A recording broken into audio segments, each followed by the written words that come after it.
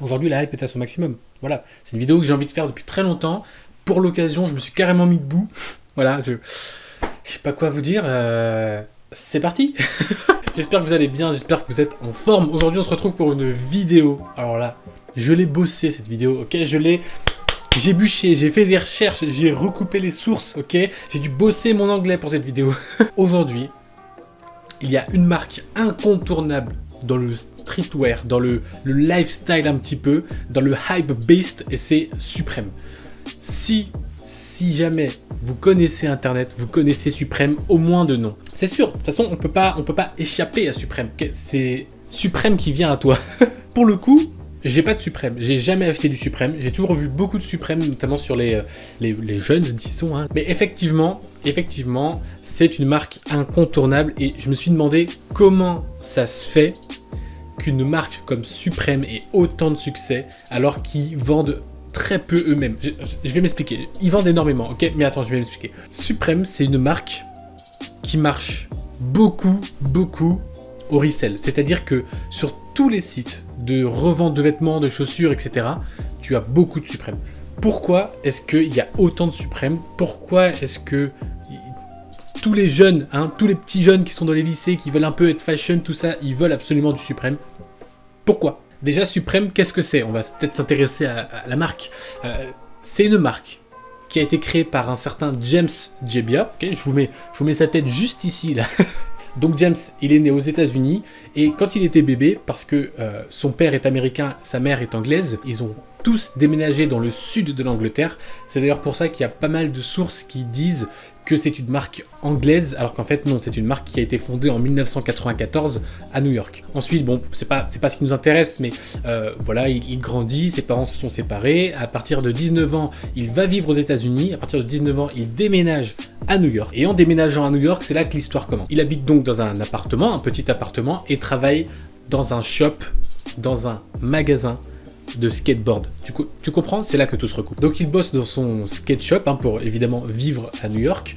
Et en 1989, donc il a déménagé quand il avait 19 ans au début des années 80. En 1989, il décide donc d'ouvrir sa propre boutique à New York. Et c'est là que c'est intéressant parce qu'on voit qu'il a quand même été un petit peu influencé, je pense, par là où il travaillait, parce qu'il décide d'ouvrir une boutique qui vend des vêtements, évidemment, mais qui vend principalement des vêtements anglais, plus dans un style un petit peu skate shop.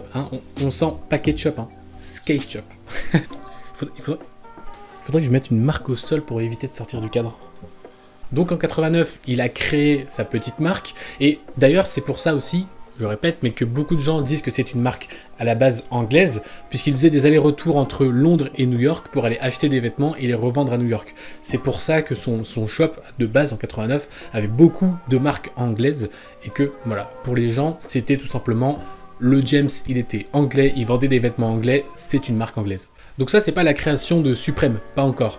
Parce que en fait, entre 89 au moment où il a créé son petit retail et 94, le début de Supreme, il a collaboré avec un certain Stussy, Stussy, fondateur de la marque éponyme, qui est, je sais pas si on en parlera un jour sur ma chaîne, mais en gros, c'est une marque très influente aussi dans le streetwear, un peu le skateboard wear. Ça se dit. Et donc, en 94, il ouvre sa première boutique Supreme, officiellement Supreme, à Lafayette Street, si je ne m'abuse. Effectivement, c'est ça, j'y étais. 94, bien sûr que j'étais né. Donc voilà, Lafayette Street, c'est à Manhattan, ok. Et voilà, c'est tout ce qu'on va dire sur l'histoire de Supreme. Maintenant, on va s'intéresser un petit peu, maintenant qu'on a posé les bases, on va s'intéresser un petit peu pourquoi est-ce que ça marche, quelle est la clé du succès de Supreme. Alors déjà, attends, excusez-moi parce que là j'aurais besoin de mes notes. Déjà, Supreme, c'est avant tout des collaborations. Alors, si vous n'avez pas vu, j'ai un petit sticker chat derrière mon téléphone. C'est avant tout des collaborations. Et pour moi, la collaboration qui est le plus ressortie quand j'ai fait mes recherches, et évidemment c'est une collaboration que tous ceux qui connaissent un petit peu Supreme ont déjà vue, c'est la collaboration avec Louis Vuitton. Quel bijou cette collab, quel bijou! Mais c'est pas que ça, ok? Supreme, ils savent tout faire, en fait, ils savent collaborer sur absolument tout. Et ce qui est intéressant, c'est que toutes les marques, en fait, quasiment toutes les marques le suivent. Je pense qu'il y a eu des désaccords, il y a certaines collabs qui devaient se faire, qui ne se sont pas faites. Mais effectivement, vu l'éventail de collaboration qu'a fait Suprême, c'est vraiment impressionnant. Avec une marque de porcelaine, Suprême a également collaboré avec Honda, hein, la marque Brum Brum, mais aussi avec Fender pour faire une guitare, avec Comme des garçons, et c'est là, ça c'est dans mes notes parce que ça m'a quand même surpris. Suprême a collaboré avec le réseau de transport souterrain, c'est-à-dire le métro, à New York. Il était possible lors de la collaboration d'acheter des tickets de métro Suprême. Ah bah moi je vous mets tout, hein. Là, moi je vous mets tout, parce que là, il faut que vous voyez quand même ce que c'est le délire.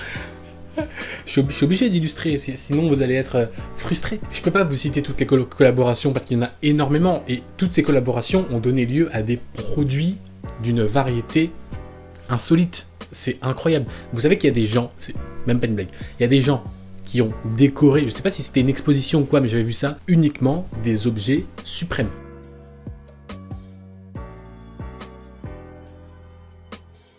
D'ailleurs, c'est intéressant parce que, juste au niveau du logo, je trouve que le logo est très très intéressant. C'est juste une boîte rouge, avec un certain rouge, hein, c'est pas n'importe quel rouge, c'est un rouge puissant, un rouge suprême du coup, et avec une typo, mais c'est même pas une typo compliquée, c'est même pas un truc incroyable en fait, c'est juste marqué Suprême, en blanc sur rouge. Il n'y a pas besoin de compliquer, tu fais une box, Suprême, blanc sur rouge, boum, ça fonctionne. Je reprends mes notes évidemment, puisqu'ils ont fait plein de produits différents, comme, je m'écarte pour l'illustration, des dominos, des gants de boxe, une batte de baseball avec Mizuno, des nunchaku, une fausse Bible. Ils ont fait une fausse Bible que tu peux ouvrir, et en fait c'est un coffre. Ils ont fait également des Oreos. Et oui, enfin, il y a plein de petits objets, voilà, des objets divers et variés que je ne vais pas vous dire, mais que vous pouvez voir à l'écran. Il y a beaucoup de choses Suprême quand même. Hein. Attendez, je vous ai dit qu'ils faisaient des vêtements? Non, j'ai pas dit qu'ils faisaient des vêtements. Ça veut dire que depuis tout à l'heure on discute, mais je vous ai pas dit une seule fois depuis l'histoire de Suprême qu'ils faisaient des vêtements. Tellement les vêtements en fait c'est qu'une partie.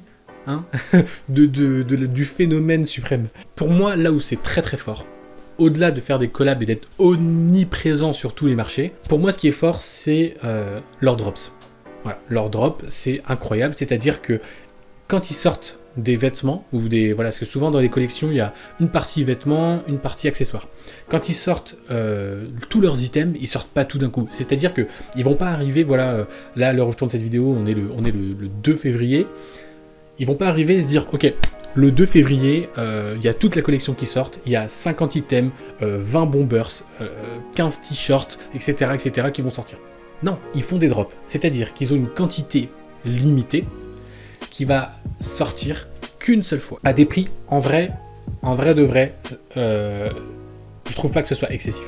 Il y a des marques qui sont beaucoup plus chères que ça, qui vendent à des quantités beaucoup plus astronomiques. Pour moi, c'est pas ce qu'il y a de plus excessif, de plus cher. En retail. C'est-à-dire que eux, leurs prix de vente ne sont pas exorbitants. Et c'est ça qui va créer la hype. C'est-à-dire que si t'es pas connecté, je dis bêtises, mais si t'es pas connecté le jeudi matin à 9h30, tu n'auras pas ton t-shirt. Et si le t-shirt coûte $120, il faudra le payer $400 à un mec qui lui s'est levé beaucoup plus tôt et qui avait 4 ordinateurs. Ou qui a eu beaucoup plus de chance. C'est ça qui est intéressant avec Suprême, c'est que ce qui va faire leur hype et leur renommée, disons, c'est aussi le resell. C'est la revente de particulier à particulier. Parce que c'est des quantités très très limitées. Voilà, ça marche, ça fonctionne, et tout le monde qui veut du Suprême ne peut pas acheter du Suprême. Et c'est ça qui va créer la hype, parce que quand évidemment la demande dépasse l'offre, les prix montent forcément, et en plus de ça, ça crée du bouche à oreille, ça crée de la communication gratuite, et c'est comme ça qu'on fonctionne. Et je pense que c'est pas prêt de s'arrêter, puisque d'ailleurs j'avais vu l'info passer l'année dernière, en 2020, VF Corporation a racheté Suprême. Alors VF, on connaît tous cette entreprise, on la connaît sans la connaître. C'est-à-dire que c'est eux qui détiennent Suprême, évidemment parce qu'ils l'ont racheté, c'est eux qui détiennent Vans, ils détiennent The North Face, Timberland, ils ont Dickies aussi, ils ont Eastpak, voilà, et encore d'autres marques que je pourrais vous citer. Le montant est astronomique. Le montant de la vente est colossal. On est sur un prix de vente d'entreprise de 2,1 milliards de dollars. 2,1 milliards de dollars.